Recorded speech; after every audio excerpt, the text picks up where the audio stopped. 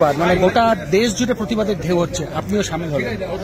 প্রথম দিন থেকেই তো প্রতিবাদ করছি, আমাদের পার্টিও করছে, আমরাও করছি, সবার মতো করে করছি।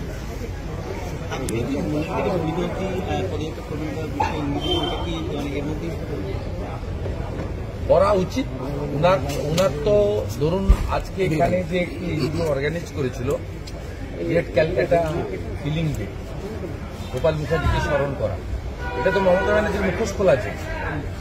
উনি আজকে খেলা হবে দিবস করছেন, মদ মাংস খাওয়ার জন্য 15,000 করে টাকা দিয়েছেন। উনি কেন 16 আগস্ট করছেন? 10,000 বাঙালি হিন্দু যেদিন কলকাতাতে কতল হয়েছিল ওই দিনটা সেলিব্রেট করছেন উনি রাম মন্দির যেদিন উদ্বোধন হয় সেদিন ওনাকে মিছিল করতে হয়, গিয়ে বলতে হয় পার্ক সার্কাসে দাঁড়িয়ে হিন্দুরা কাফের। অর্থাৎ উনি মৌলালি থেকে ডোরিনা ক্রসিং এ হেঁটে যেসব মিথ্যা কথা আজকে বলে এসছেন এর উত্তরও দেওয়া উচিত, এবং সেটা নিশ্চিতভাবে আমার পার্টি অ্যালাউ করলে আমি দেব। শুনুন, আপনি আজকে আরো একবার সবাইকে সংঘবদ্ধ হতে বললেন। হ্যাঁ, হিন্দুদের এক হতে হবে তো। আমি তো হিন্দুদের এক করে 1956 ভোটকে 8,200 লিড করিয়েছি। আমার 70% হিন্দু এক হয়ে গেছে। পরের বিধানসভায় আমি আমার এলাকায় 90% হিন্দু এক করব। এটা অন্য কোনো ধর্মকে, সম্প্রদায়কে অন্য কোনো মানতে পারেন। আমরা তো বিবেকানন্দ শিষ্য, সব ধর্মের প্রতি শ্রদ্ধা আছে, কিন্তু মুসলিমদের শতকরা 95% বেশি তারা ভোট বিজেপিকে দেবে। আমি আমার উপলব্ধি থেকে ব্যক্তিগতভাবে বলছি।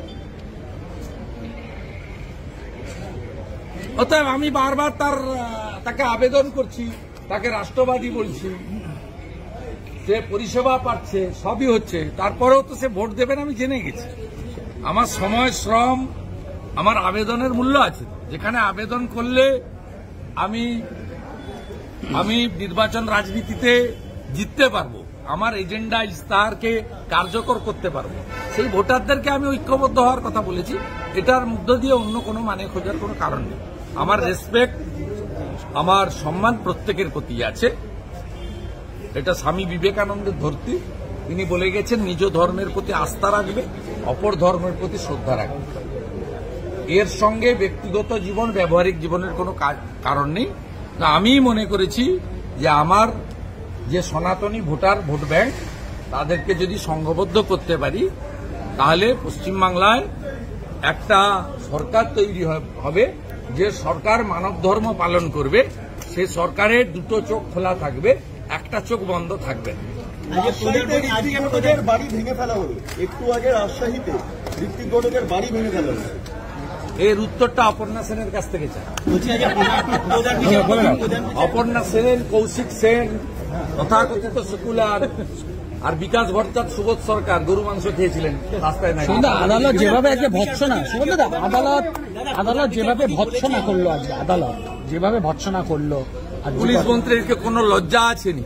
পুলিশ নিজেকে রক্ষা করতে পারছে না বলেছেন। পুলিশ মন্ত্রী কোনো লজ্জা আছেনি? উনি পরশুদিন গোলমাল করিয়ে বিনীত গোয়েলকে পাঠিয়ে সব এভিডেন্স নষ্ট করেছেন। বিনীত গোয়েলকে কাস্টডিতে নেন। ডাক্তার বন্টির গাড়িটা কোথায় গেল? অল্টো গাড়িটা কেন খুঁজে পাওয়া যাচ্ছে না? বিনীত গোয়েল 1:30টায় ঢুকেছিল, 4:30টায় বেরিয়েছে। এতক্ষণ ওখানে কি করছিল? তার গতিবিধি না হোক। বলছি, প্রধান বিচারপতি বলেছে আরজিকর বন্ধ করে দেওয়া উচিত। যা বলেছেন সব জানি, আমি পিটিশনার। আমার লয়ার সকালবেলায় ফোন পেয়েছেন, তারা আমার লয়ার হাইকোর্টে উপস্থিত থাকেন, আমার লয়ার উপস্থিত ছিলেন, সৌম্য মজুমদার উপস্থিত ছিলেন, বিল্লদল ভট্টাচার্য ভার্চুয়ালি ছিলেন। আধা সামরিক বাহিনী এই মুহূর্তে আজকের মোতায়েন করা অত্যন্ত জরুরি, ইতিমধ্যে চিঠিও দিয়েছেন কেন্দ্রীয় স্বরাষ্ট্র। আজকেও আমার লয়ার পয়েন্ট আউট করেছেন, পরের হিয়ারিং এ বিবেচনা করবেন বলেছেন। সিআইএসএফ দিয়ে দেওয়া উচিত। খুব প্যানিকের মধ্যে আছে। যেভাবে হোস্টেলের কার্নিস বেয়ে ওঠা হয়েছে, মহিলারা, বিশেষ করে মহিলা ডাক্তার ছাত্রীরা, তারা খুব প্যানিকড অবস্থায় আছে। আপনি জানেন আরজিকর থেকে কত ওষুধ লুট করেছে পরশুদিন? এরা কারা? এরা ইএনটিকে ভেঙেছে, এমার্জেন্সি ভেঙেছে, ওষুধ লুট করেছে কত জানেন? কাদের পাঠিয়েছিল ওখানে? তৃণমূল। ওষুধ লুট করেছে। বাংলাদেশের গণভবনের ছবিটা এখানে হয়েছে। কারা করেছে শুভেন্দুদের নির্দিষ্টভাবে যদি বলেন কারা করেছে আপনার তৃণমূল।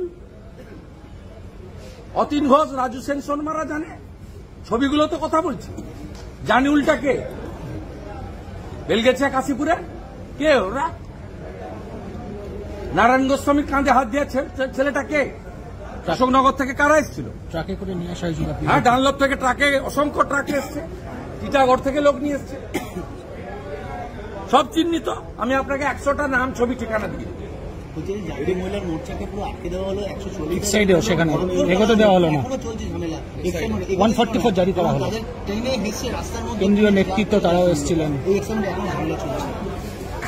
দিল্লি থেকে এসেছিলেন তারা। এটা তো আমরা অভ্যস্ত, আমি অন্তত অভ্যস্ত। 75 বার কোর্টে গেছি, এটা আজকেও করেছে, ভবিষ্যতেও করবে। পশ্চিমবঙ্গে গণতন্ত্র নেই এবং পশ্চিমবঙ্গের মানুষের কোনো বাক স্বাধীনতা নেই। এর সলিউশন একটাই, হাজার হাজার লোককে নিয়ে রাস্তায় নামতে হবে, যাতে পুলিশ ছুটে পালায়। রাস্কের বলার জন্য খুব কষ্ট হয়েছে, মুখ্যমন্ত্রী বলছিলেন, বিজেপির নেতা। হ্যাঁ, আমি বলেছি, আবার বলছি, বিনীত গোয়েল রাস্কেল।